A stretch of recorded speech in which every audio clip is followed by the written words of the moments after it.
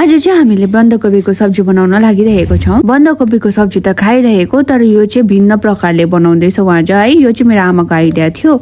यसरी बन्दाकोपीलाई काटेर चाहिँ मजाले डोरीले बाँध्नु, किनभने यो चाहिँ फुस्किँदैन भनेर होइन। अनि यसलाई चाहिँ हामीले 5 to 7 मिनटसम्म स्टिम गर्यौं। अनि यसलाई हल्का पाकेपछि चाहिँ निकालेर राखिदियो होइन।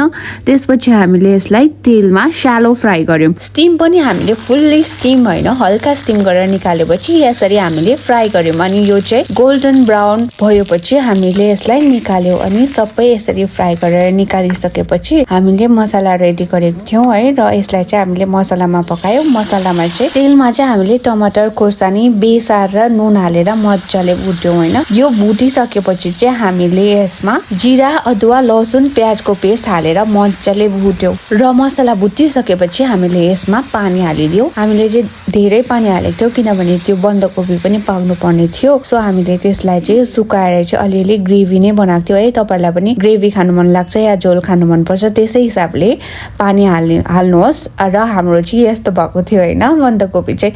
र यो चाहिँ खानुमा एकदमै टेस्टिलो थियो है। तपाईहरुले पनि ट्राई गर्नुहोस् होला। अनि खाने बेलामा चाहिँ यो डोरी निकालेर खानुपर्छ। र थ्याङ्क यू फर वाचिङ अनि थ्याङ्क यू फर सपोर्टिङ। यसरी नै सपोर्ट गरिदिनुहोस् होला। जो कोही नयाँ हुनुहुन्छ फलो गरिदिनुहोस् होला।